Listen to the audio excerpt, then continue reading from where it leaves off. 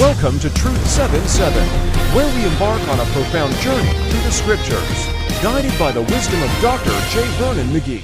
We're thrilled to have you join us as we explore the rich teachings and deep insights of one of the most renowned Bible teachers of our time.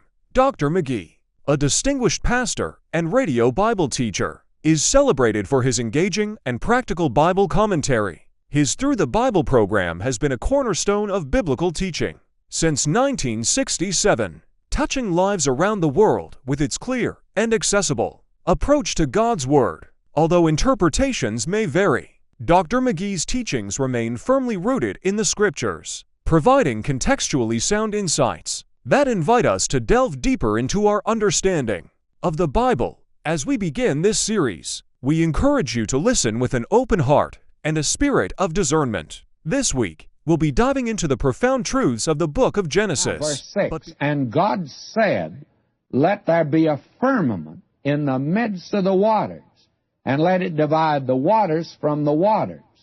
Now this firmament is ruach, that's these air spaces. And God divided the waters from the waters. What does that mean? Well, He divided the waters first perpendicularly. There's water above us, water beneath us. Out in the Hawaiian Islands, when we were out there last year, did you know that 5 inches of rain fell in Honolulu in just a very short time? I started to say a few minutes, and I think I'm accurate on that. But they told us that over 200 inches of rain falls in a place where we were. My friend, there's a whole lot of water if there's 200 inches of it that can get above you like that. Well, that's what God did. God divided the waters above from the waters that are beneath, and God called the firmament heaven. Now, this is not heaven as you and I think of it. There are 3 heavens that are mentioned in Scripture. The Lord Jesus spoke of the birds of heaven. I think that's what you have here. The heaven is mentioned here. And then there's the stars of heaven. And then there's the 3rd heaven where He dwells.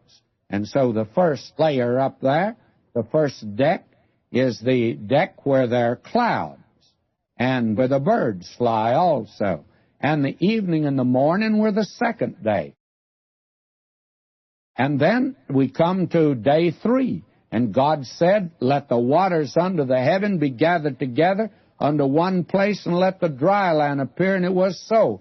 God called the dry land earth, gathering together the waters called He seas. And God saw that it was good. Now you have a horizontal division made of the waters. First, the waters above from the waters beneath. Now the waters separated from the land, from the earth. And that division is made. And may I say to you, there's nothing unscientific about this. They tell us that every spot on top side of this earth in which we live today was covered with water at one time. That was evidently a judgment that had come upon the earth way back sometime in the dim and distant eternity of the past, and we know practically nothing about it. Anything we say is speculation. You see, God has really told us very little here, but He told us enough that we can believe Him. That's all. God called the dry land earth. Now, what's He getting ready to do? Well, it looks like He's getting ready to make a place that He can put man that'll be habitable. Man's not a water creature, although there's some of these evolutionists think we came out of it. The seaweed we mentioned, you remember. And others think we came out of a slop bucket. May I say to you, how absurd can you possibly be?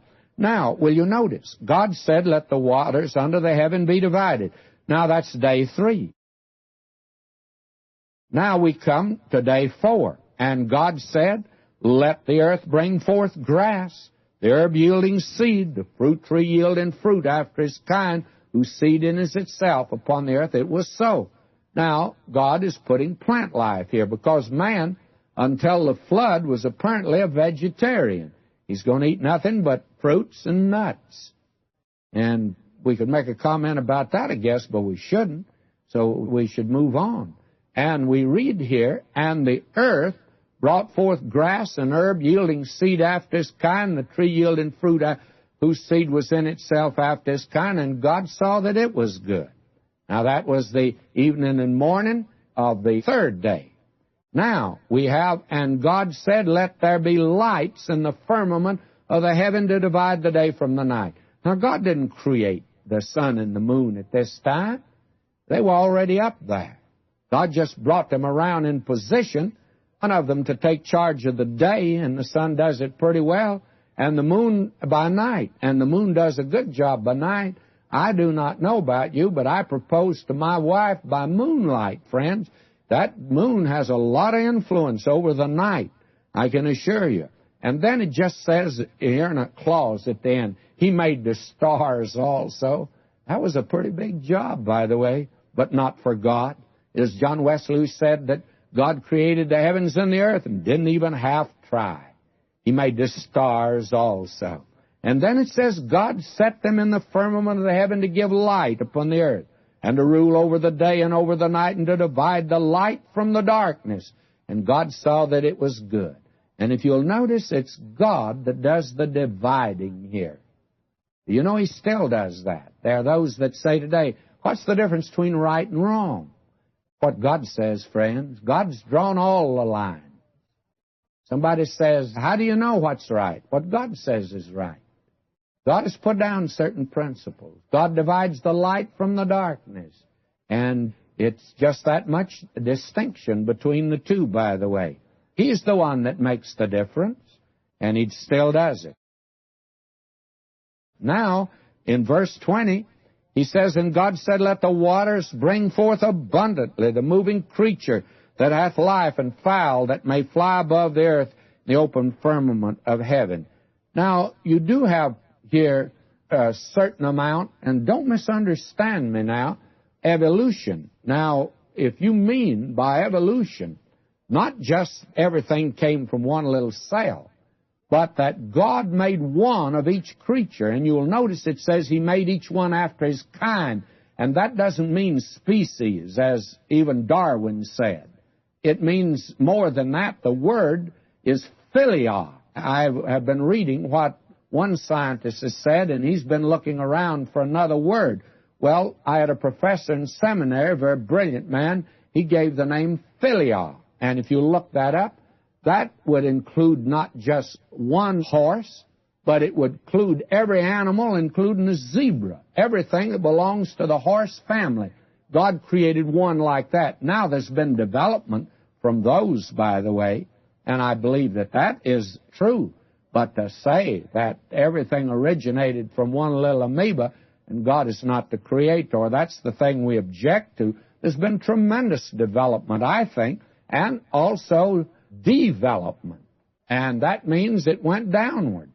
God created great whales, every living creature that moveth, which the waters brought forth abundantly after their kind, and every winged fowl after his kind. And God saw that it was good. And you notice that? When God does it, it's good. And God blessed them, saying, Be fruitful and multiply, fill the waters and the seas, let fowl multiply in the earth. And by the way, this scientist said that if we're going to teach the creation story, we ought to teach the stork story. Believe me, the Bible certainly gets rid of the stork story if you read it very carefully. These animals had to bring forth. And it will be true of man also. You don't find little Willie under a stump. And the stork didn't bring little Susie either. But God did create the heavens and the earth, by the way. Now will you notice, and the evening and the morning were the fifth day.